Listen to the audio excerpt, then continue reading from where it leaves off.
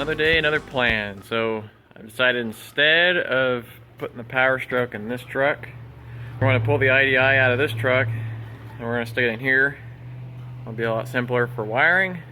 I gotta repair some of the seals on this motor anyways because it's leaking oil like crazy. And we're going to put the Powerstroke in the 73. We'll have two separate projects. This one will be just kind of basically a bunch of fabrication and mechanical work, and this one's going to be a whole series on doing wiring, because obviously I got to rewire all that. So we're going to start on this first. Alright, so we're going to start by, well, we started by disconnecting our batteries and pulling them all the way out, because we're going to pull the whole front clip of this truck off as one piece. It's real easy. I'll show you here in a sec, but first I pull my batteries out, and then I'm just disconnecting some stuff that's attached to the fenders, and I'm plugging my coolant and my window washer pump and everything else. So we're just going to keep disconnecting stuff, and we'll drain the radiator, pull the radiator out, and then it's, I think, 8 or 12 bolts to yank, and then the whole front clip comes off. Well, the coolant looks okay, as it should. It only has about 5,000 miles on it since I did the last engine. But anyways, pulled my bumper off. I got some custom brackets I made. There's just a bolt here and one down here. That's gonna get changed though with the reverse shackle I'm doing, and I'm also going to have just a new bracket for the bumper. Now then, the next step I'm gonna take here is I'm gonna be taking the hood off, because this hood weighs 1,000,000 pounds and it's a lot easier to move the front clip without the hood attached. So there's just 2 bolts there and 2 bolts there, and the hood will come off. Then, to take the front clip off on pretty much any 73 to 79 truck, and I think it's probably going to be similar for your earlier models, as long as your bolts aren't rusted all to hell, down here, it's hard to see, but there are the rad support mounts. Turn my light on here. These are the this is the radiator support mount. There's a bolt here, and then there's one on the other side. Take those out. You've got your 3 support bolts right here. You can take those out, and the same on the other side. You've got 1 bolt on the bottom of the fender on this side and the other side, so take that out. And then, it's kind of hard to see, but see if I can get, there's that single bolt for the inner part of the outer fender. And you can just barely fit a wrench in here, and you take that bolt out. You have to unplug your wiring. This should be your factory wiring here for your lights and your blinkers and everything. There's some male-female plugs. Just unplug those. I got some extra stuff here for my engine and for my sensors and whatnot, so I have got some plugs, so just unplug all that. You've got a bolt on the inner fender. It's just a little rubber isolator that kind of holds it to the cab. Take that bolt out on this side and the other side. Any wiring you might have, and your batteries, any wiring you might have that's connected either to the engine or to the cab on this side of this fender, you want to unplug all this stuff. For your factory trucks would be like your starter solenoid wiring and your horn and your battery connection and everything. All that usually is attached here on the fender. But obviously mine's a little different because I'm running a different engine. So you got to unplug all that stuff, and then you can just typically just tuck the loom out of the way. And then, like I said, you undo those bolts, and that should do it. Now then, I don't know, I can't quite recall on if it's going to be easier or harder for you compared to me, but you got to pull the rad shroud off, and then the radiator bolts come out here. You can barely get your fingers down in there, let alone a wrench, so this is probably the hardest part, for at least for me to do. But once you get the radiator out and the rad shroud out, then you can pull the bolts out and pull the front clip off.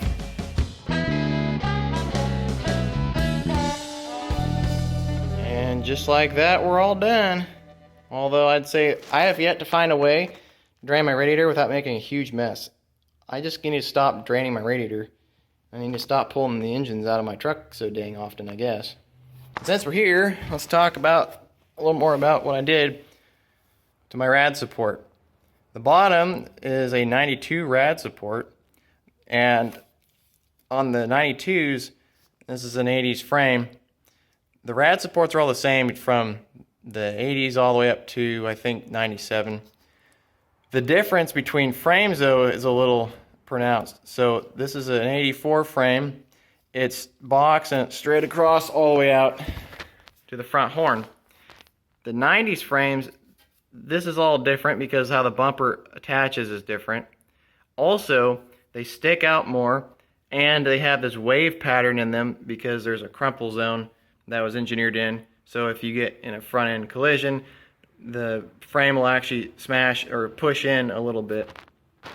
They didn't have that in the late 80s, so that would probably necessitate some changes in your design for mounting the bumper. But other than that, I'm pretty sure the rad support, at least the 90s or the 80s rad support that you'd have if you're doing the same kind of frame swap, that's going to be the same, so I wouldn't worry about that. It normally comes straight up on both ends, and that's where your fenders would attach up here somewhere. But obviously the rad support on my 73 sits further forward because the cab sits further forward because of where the engine's located. So what I had to do was I just took the 92 rad support where it kicks up and over, and I just cut it off flat-ish with a Sawzall. So on the 92 rad support, it curves up and then it kind of sweeps over like this, and then over here it meets the support or the mount for the rad support. So that's gonna stay pretty much stock because you need it to mount. Basically, the bottom half is gonna stay stock. It's gonna mount to your frame like it's supposed to. What you're trying to do is you're trying to graft the 73 or 73 to 79 support on top of it. So what you gotta do then is basically kind of figure out where first you gotta figure out where your cab sits. That's the most important thing. You wanna get it as far forward as you can, because that way you don't have weird wheel well arch like gaps. You don't have the wheel so far forward that doesn't work, or too far backwards, or So I just took the cab and pushed it all the way forward to the back of the engine here. It was almost touching. Then you bolt your outer fenders on and your inner fender. I guess you could just bolt this as one piece. You just bolt on to the support there. And then you get your rad support and you bolt it on to your fenders. So that way you start making it kind of square, And then you want to come in here and shim this to the appropriate height, so that way the fenders and the rad support aren't sagging on the truck. You want to shim it so that way it's pretty flat and straight. So I did that, and then I took some cardboard paper and I made a template, and I just got myself a piece of channel bracket here, and I just tacked it on where I thought it was, going to make it level and square. And then I took everything apart and I pulled this all off, and I finish welded it all together, and I took this on and off a million times to just make sure that everything was going to sit flat and level when I was done. But essentially it's just this piece here, some plate and some angle welded together to meet the bottom of the 73 support, because the 73 support here is pretty much flat along the bottom. And then other things I did was I cut off the old 73 Radiator mount, and I just put some the angle on here, welded it on, and it sets the radiator exactly where I need it to. It's not too close or too far away from the fan. You can see here's the rad support mount. Right here is factory mount riveted in place. I suppose you could try grinding these rivets out and moving this if you wanted to, but you're going to run into problems up here if you try and move it forward. You're not going to be able to get your shackle bolt out, which is going to give you headaches if you ever want to change this shackle like I'm going to. So I just left it where it was at, and I just adapted to it. And the other thing I did was I just added some struts to help brace the rad support, but it's just grafted. This factory support's just grafted to this one with a little bit of angle and some strut, and that was about it. I took everything apart and tore it all down. I sandblasted it, and then I coated it in this really thick, it's basically paint over rust stuff. It makes a really thick layer that you could hit with a hammer and not chip it, and it kills rust. So I decided to coat that because, I mean, that's what you want to coat these parts in my opinion. You don't need to paint them nice because it's underneath the vehicle. It's going to get greasy and dirty, and you want it to just be a thick coating that's kind of impermeable to junk, you know, and rocks hitting it and stuff. So, but I digress. All right, so all the little work has been done. All the little details have been taken care of. Now it's just taking the fender bolts out and the core support bolts out, and this whole front clip will come off with the help of a friend.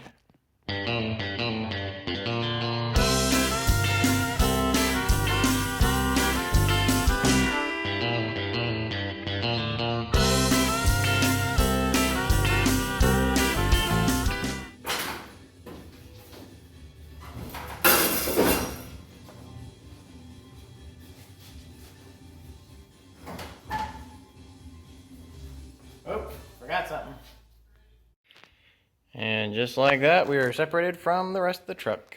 So I just need some help pulling the whole front clip off, and we're gonna set it over here on the 74 for now, so it'll make cleaning up the firewall and working back here a lot easier to do. I think my favorite part about doing an engine swap on this truck is the fact that I can finally get rid of this ugly downpipe. It goes from here. I don't have enough room in my trans tunnel right now. I'm going to fix that this time around, but I didn't have enough room originally. Instead of fixing it once I had the engine in, I decided to just go down the hole here through the fender, and it looks like crap. Ooh, talk about really easy to take out, but look how dumb it is. It goes off the turbo, it goes way out about 2, maybe 3 feet, and then it does whoop-de-doo down onto the outside next to the tire, and then it would attach to the rest of my pipe. But I had a piece of flex pipe that leaked really bad, and you can see that this wasn't doing that much.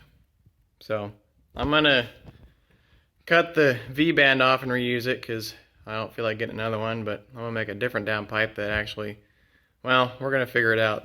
This engine and this downpipe and all that stuff is going in this truck, so making the exhaust is gonna be real fun. So here are my cab mounts and what I had to do to adapt them to have the 73 cab bolt to the 84 frame.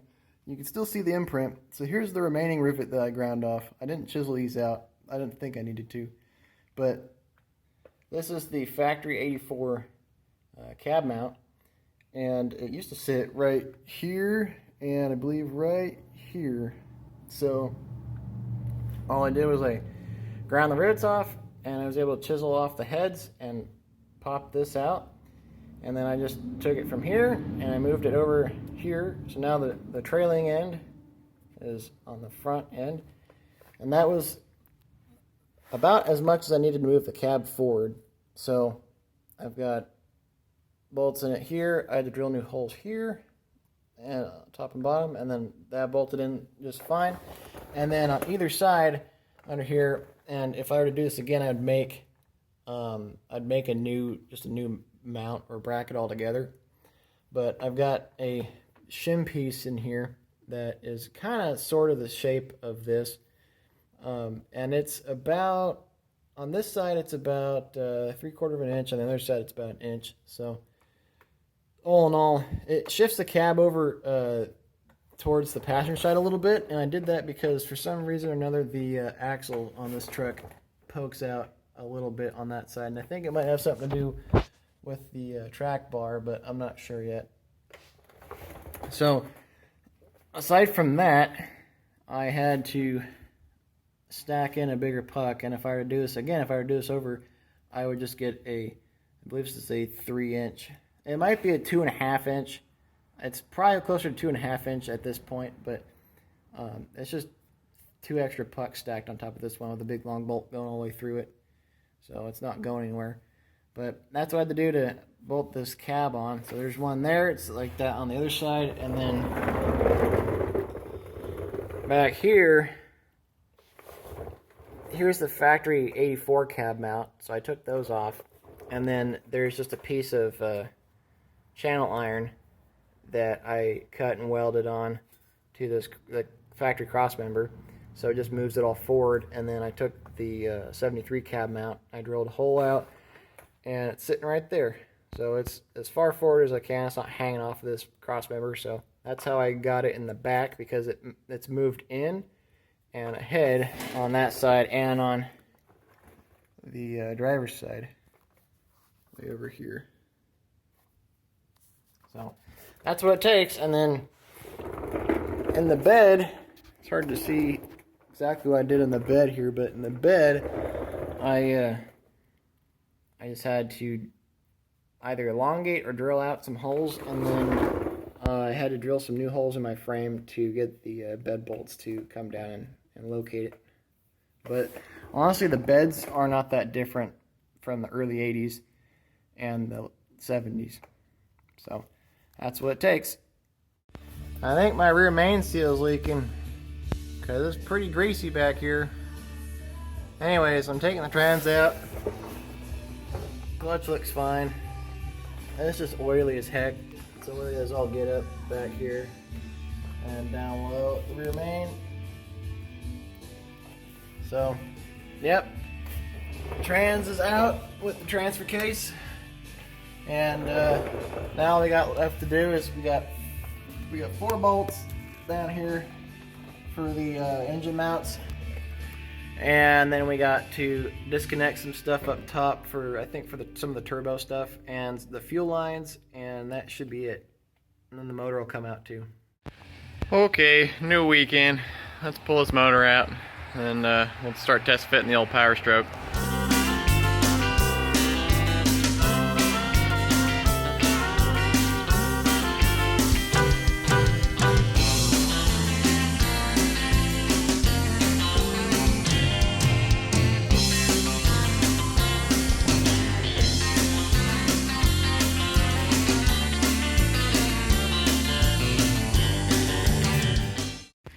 Alright, well, we got her out.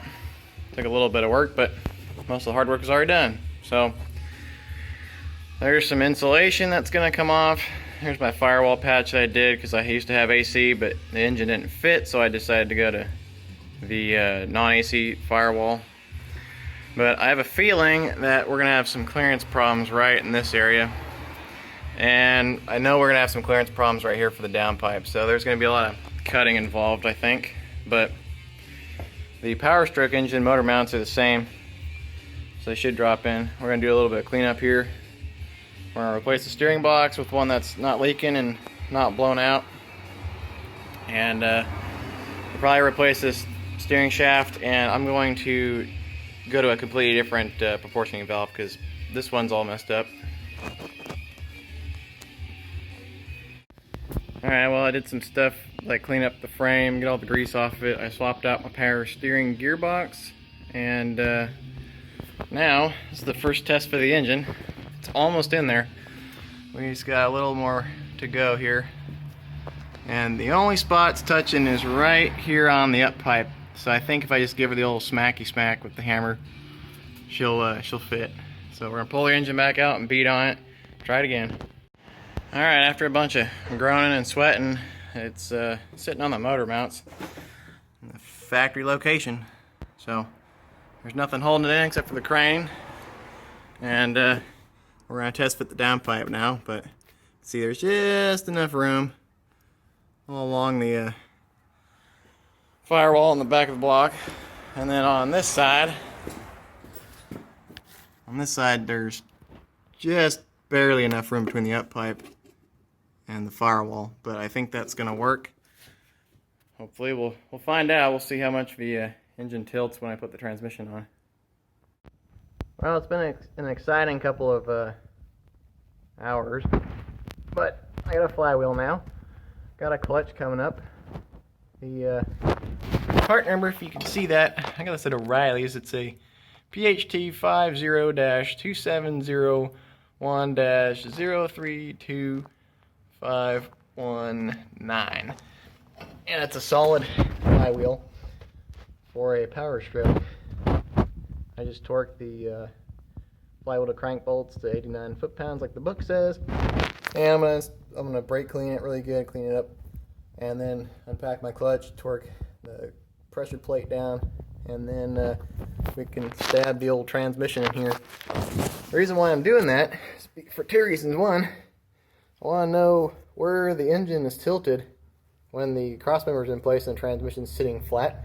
And two, I need to know all that, but I also need the transmission to be where it's going to live, because I need to sculpt my downpipe, and it needs to come down like this basically, meet up with the exhaust. Hopefully it's going to fit. I have enough clearance, just barely, right there. And other issue I'm having, again, is I'm having some clearance problems right there. So we got to figure out where this engine's tilted, because if it's tilted down more, and it can't because it's going to be touching there. But if it tilts up, which I think it will, the other one was pretty tilted up, then I'll have plenty of room. So we just got to keep on keeping on here. Here's a spare ZF5 I had laying around. I got to use the other one for the 7.3 IDI, so I figured I needed another ZF5 for this truck, because this Powerstroke had an automatic attached to it, and I'm not about to get into that mess. Well, many hours later, and I actually got it all in. You're looking at a 7.3 Powerstroke bolted into this truck. Now, for clearance, I have enough, not a lot, but enough. I mean, I can put my fingers just barely around that. I'm going to get some more of this insulation stuff. I ripped the old junk off. I'm going to get some more of that. And we'll have some heat barrier here. But if you look at it, I got clearance all the way down.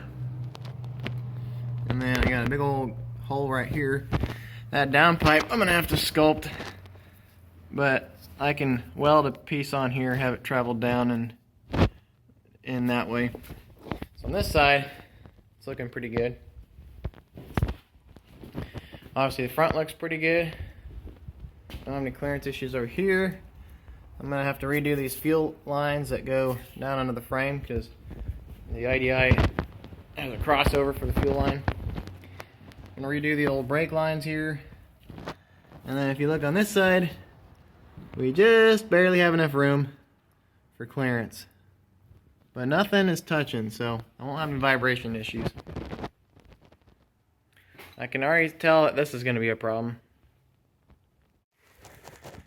This is the tail end of the transmission. I need to get a fiber gasket that goes right here.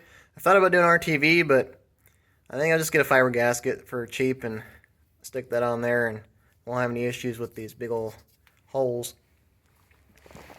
Here's a cross member, factory style cross member for the ZF5. It's in place.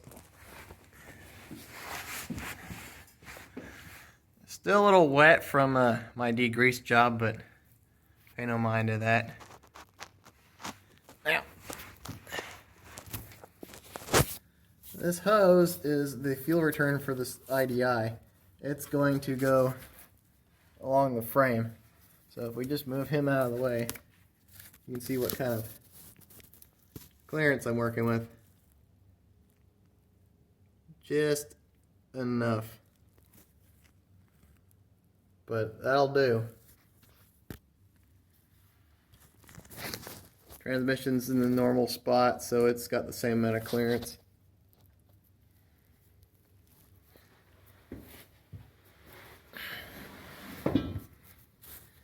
That downpipe's gonna have to come down and hug this transmission. See, I sawed this tab off. It doesn't really do anything for you.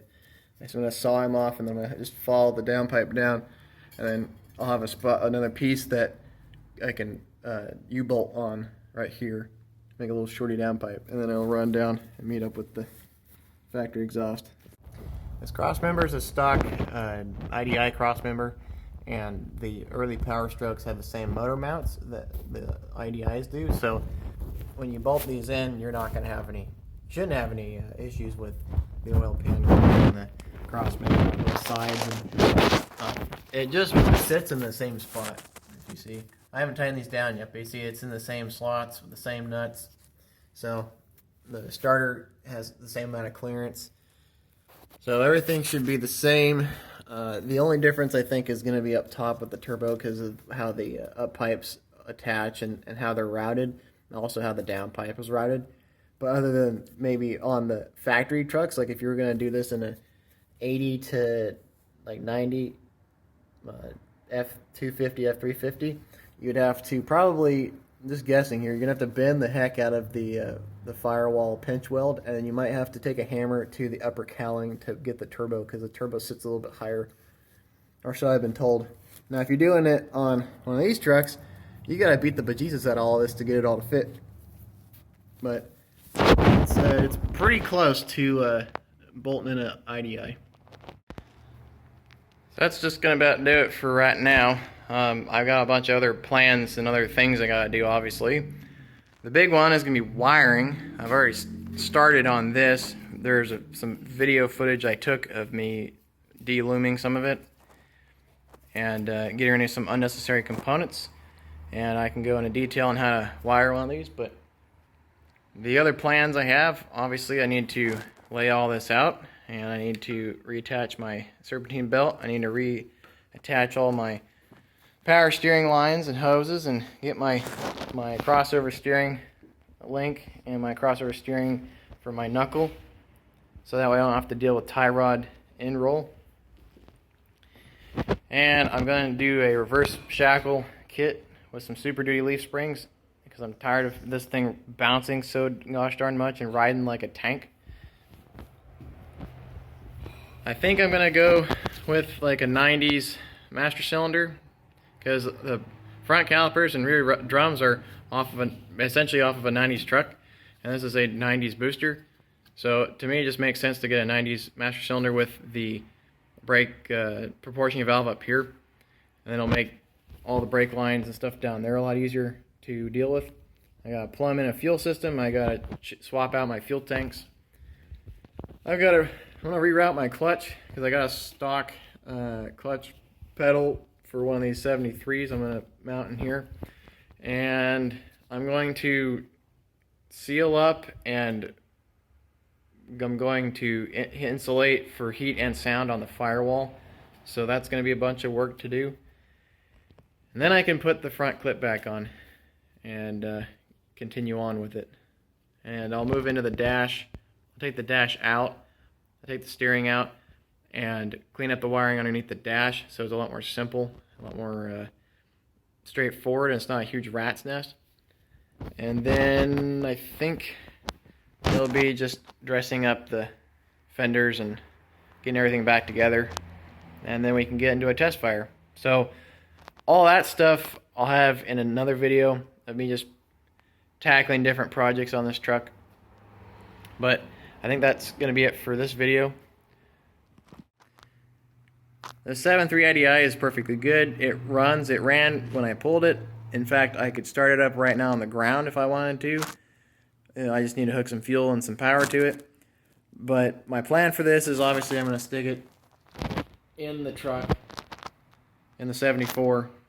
So instead of it being a 74 Powerstroke, it's going to be a 74 IDI swap and a 73 Powerstroke. Either way, the information I'm going to share with you should be the same if you're trying to Powerstroke swap a 74 or 73 like stock highboy, or if you're going to try and Powerstroke or IDI swap a later 7th or 8th gen truck. This engine, I'm going to take the oil pan off and reseal it. I'm going to replace all of the gaskets that are leaking. I'm going to replace the front and rear mains. I'm going to do the exhaust and intake valve stem seals. And then it should be pretty fresh and it should be ready to go. I might do some mods to the governor and the pump. I'm not sure about that yet. My other thought too was to put a camshaft in this engine. So I'm still throwing those ideas around. I'm still thinking about it. I'm still trying to decide if I A, can afford it, and B, want to go that route. But this engine's not done. It's going to get some love that it needs, and then it's going to go right back in and get back to making a bunch of noise and burning a bunch of fuel. I've had enough for today. I'm tired. It's late. I'm ready for some food and a shower. So next video, we're going to have a whole bunch of other stuff, little projects, little odds and ends to deal with. Mostly it's going to be wiring, but I appreciate all the comments you guys are leaving. It makes these videos a little more worthwhile for me, but also it's nice to know that people are engaged and do care about the project.